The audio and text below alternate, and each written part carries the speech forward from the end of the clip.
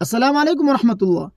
اگر کسی ساتھی کو رزق میں بندش کی شکایت ہے، رزق میں بے برکتی کی شکایت ہے، کماتا خوب ہے لیکن اس میں برکت نہیں ہوتی، اگر اس طرح کی شکایت ہے تو ان کو چاہیے کہ روزانہ سورہ واقعہ پڑھنے کی پابندی کرے۔ سورہ واقعہ آپ کو کب پڑھنا ہے؟ مغرب کے بعد بھی پڑھ سکتے ہیں اور عشاء کی نماز کے بعد بھی پڑھ سکتے ہیں۔ ہر رات آپ کو ایک مرتبہ مکمل سورہ واقعہ آپ کو پڑھنا ہے، مکمل ایک مرتبہ آپ کو یہ سورت پڑھنی ہے، مغرب کے بعد یا عشاء کے بعد، کسی بھی وقت آپ اس کو پڑھ سکتے ہیں۔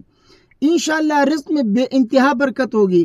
آپ یہ جو شکایت کر رہے ہیں کہ رزق میں بے برکتی ہے، کسی نے بندش کی ہوگی، نہیں، آپ سورہ واقعہ پڑھیں اور اللہ پہ چھوڑ دیں۔ اللہ تبارک و تعالیٰ آپ کے رزق میں اتنی برکت عطا فرمائیں گے کہ آپ حیران رہ جائیں گے۔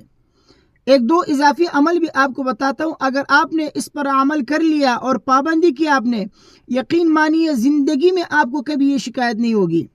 رزق میں اتنی فراخی ہوگی، رزق میں اتنی برکت ہوگی، آپ کے مال میں برکت، گھر میں برکت، جائیداد میں برکت، آپ کے مال میں دن بدن اضافہ ہوتا جائے گا۔ وہ دو عمل کیا ہے؟ ایک، نمازوں کی پابندی کرے، پابندی کے ساتھ کوشش کرے جماعت کے ساتھ پڑھے، ورنہ 5 وقتہ نماز آپ پابندی کے ساتھ ضرور پڑھ لیجئے گا۔ اور دوسرا عمل وہ ہے استغفار، کثرت سے استغفار کریں گے، رزق میں برکت ہوگی، اللہ تبارک و تعالی مال و دولت میں اتنا اضافہ فرمائے گا کہ آپ حیران رہ جائیں گے۔ اور اسی طریقے سے نمازوں کی پابندی سے رزق کی بندش دور ہوتی ہے، رزق میں برکت ہوتی ہے۔ قرآن میں اللہ نے کیا فرمایا؟ وَأْمُرْ أَهْلَكَ بِالصَّلَاةِ وَاصْطَبِرْ عَلَيْهَا لَا نَسْأَلُكَ رِزْقًا نَحْنُ نَرْزُقُكَ وَالْعَاقِبَةُ لِلتَّقْوَىٰ۔